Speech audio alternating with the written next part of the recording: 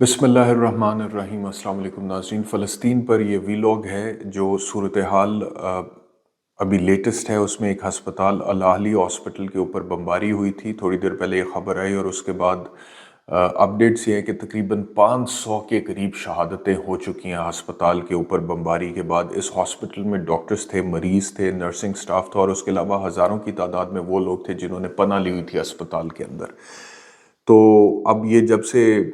خبر آئی ہے اس کے بعد سے سوشل میڈیا پہ جو ویڈیوز اور جو فوٹوز آ رہی ہیں وہ اتنی افسوسناک ہیں، اتنی ڈسٹربنگ ہیں، اتنی اپسیٹنگ ہیں کہ دیکھ کے انسان پریشان ہو جاتا ہے کہ یہ کیا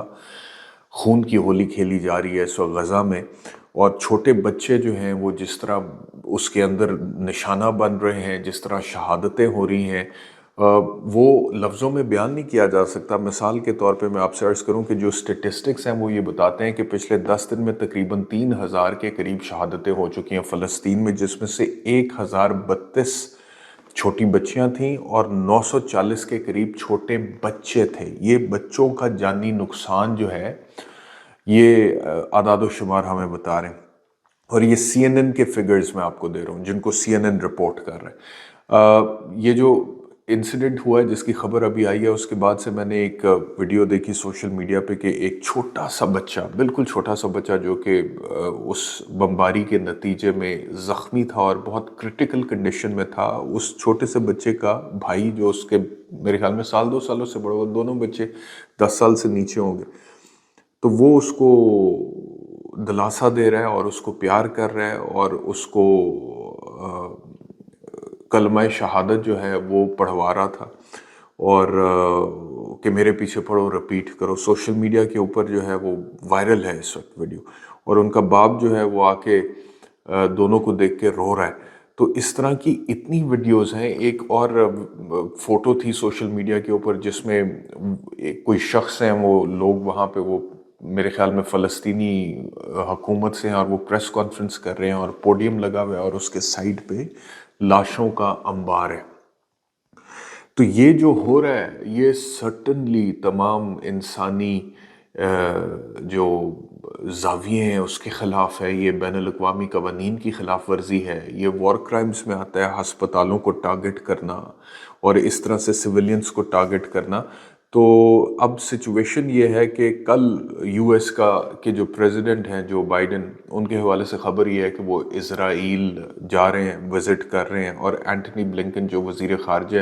امریکہ کے، وہ پہلے تقریباً کوئی ایک ہفتہ مڈل ایسٹ میں مختلف لیڈرز کو مل چکے ہوئے ہیں، اور انہوں نے جو وہاں پہ کوششیں کی ہیں اس کے بعد اب جو بائیڈن وہاں پہ جا رہے ہیں، جو بھی ایفرٹس اینٹنی بلنکن کے تھے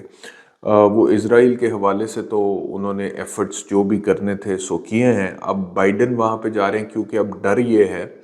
کہ جی یہ جو جنگ ہے جو اس وقت اسرائیل اور فلسطین کے مابین چل رہی ہے، یہ ریجن میں پھیل سکتی ہے، خطے میں پھیل سکتی ہے، کیونکہ لیبنان میں جو حزب اللہ ہے اس کی طرف سے بھی کچھ فائرنگ ہوئی تھی، اور اس کا جواب پھر اسرائیلی فورسز کی طرف سے بھی دیا گیا، اور ایران ایک سخت پوزیشن لیے ہوئے ہے، سیریا کا اپنا ایک رول ہے اس کے اندر۔ تو کیونکہ خدشہ یہ ہے کہ جنگ خطے میں پھیل سکتی ہے، تو اس وجہ سے اب پریزیڈنٹ بائیڈن جو ہیں وہ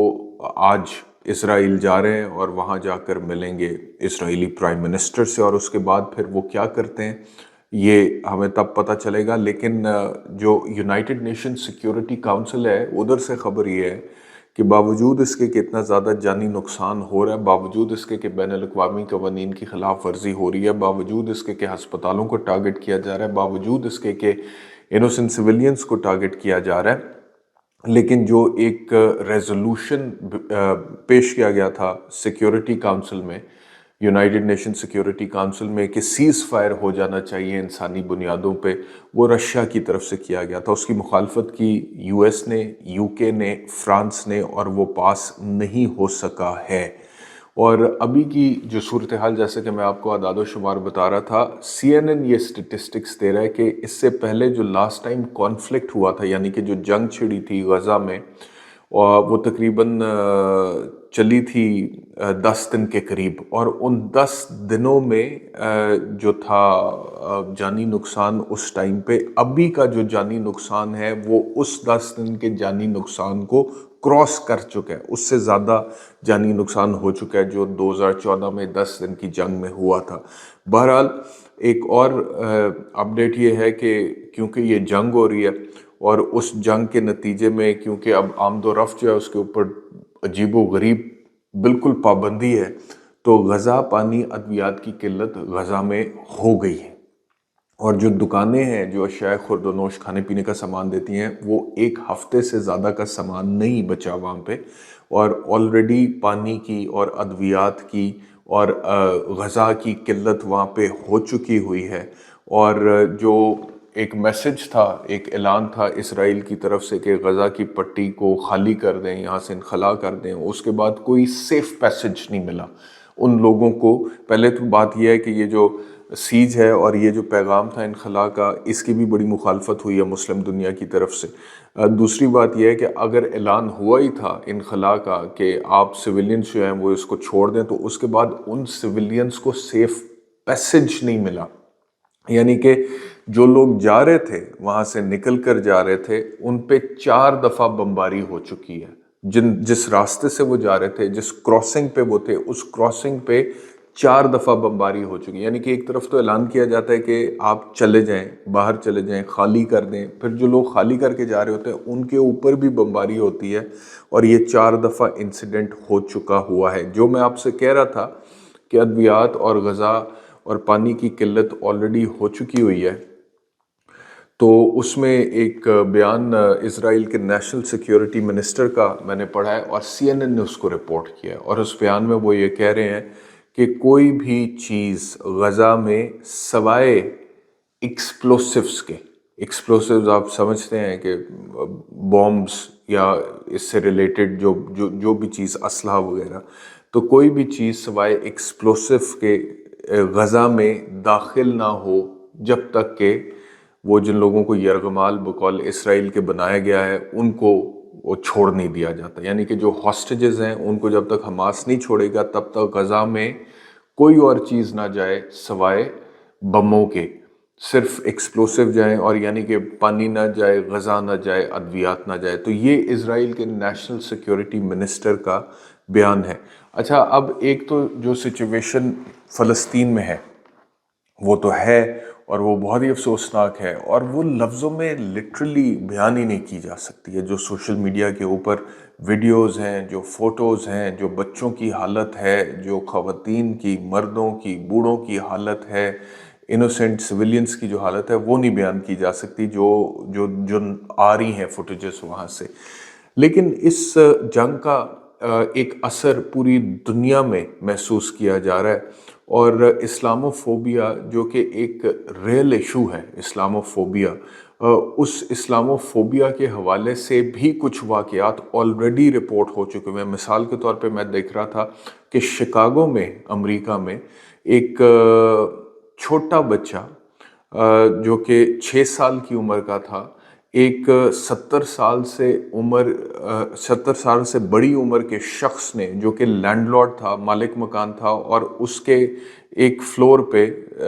یہ چھوٹا بچہ اپنے ماں باپ کے ساتھ بطور کرایہ دار رہتا تھا، اس لینڈ لارڈ نے اس چھوٹے بچے کو اور اس کی ماں پہ حملہ کیا، اور چھریوں سے حملہ کیا، اور چھریاں ماری چھوٹے بچے کو 26 دفعہ، 26 times that little child was stabbed to death، اور اس کی جان چلی گئی۔ اور اس کی والدہ جو تھیں ان کو 12 دفعہ چھریاں ماری، اور ان کے بارے میں بتایا جا رہا ہے کہ وہ کرٹیکل حالت میں ہسپتال میں ہیں۔ اس چھوٹے بچے کے جو آخری الفاظ تھے جو رپورٹ کر رہا ہے یہاں کا امریکہ کا میڈیا، وہ یہ تھے کہ "موم آئی ایم فائن"، ماں میں ٹھیک ہوں۔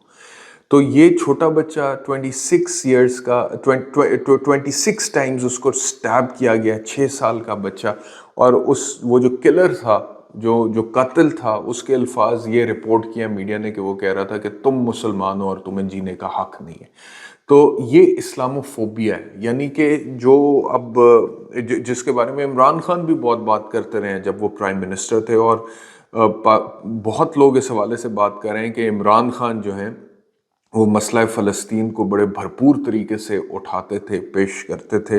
اور ابھی کیونکہ عمران خان جیل میں ہے تو پاکستان کی طرف سے مسئلہ فلسطین پر اس طرح سے ترجمانی نہیں ہو پا رہی ہے جس طرح سے ہونی چاہیے تھی ان حالات میں، اس سچویشن میں، جس طرح کی جنگ ہے جو جانی نقصان ہو چکا ہوا ہے، اور اسلاموفوبیا کے جو واقعات سامنے، جیسے کہ میں نے بچے کا بتایا کہ بچے کے قتل کا واقعہ ہوا ہے شکاگو میں امریکہ میں، دوسرا ایک واقعہ اٹلی میں ملان میں ہوا ہے کہ وہاں پہ چند لوگ جو کہ فلسطینیوں کے لیے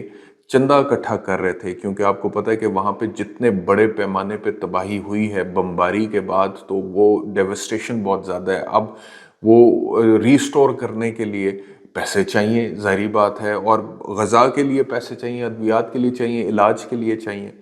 تو وہ چیریٹی کے لیے لوگوں سے اپیل کر رہے تھے فلسطینیوں کے لیے۔